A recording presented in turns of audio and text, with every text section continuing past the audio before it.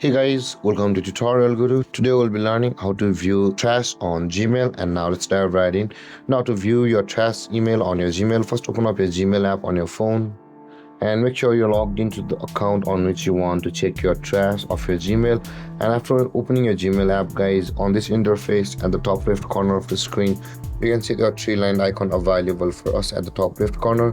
Tap on the three-lined icon at the top left corner and this kind of panel will appear, and we'll be required to scroll down until we can find the trash option available for us over here just below the spam.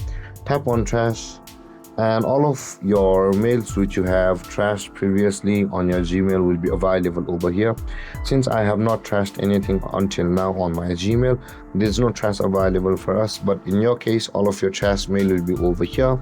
And with that being said, guys, this is how to see your trash mail on your Gmail. And if you have any confusions or questions regarding the topic, feel free to comment in the comment section below, and don't forget to like, subscribe and hit that bell icon for more videos. Thank you for watching, guys. Peace.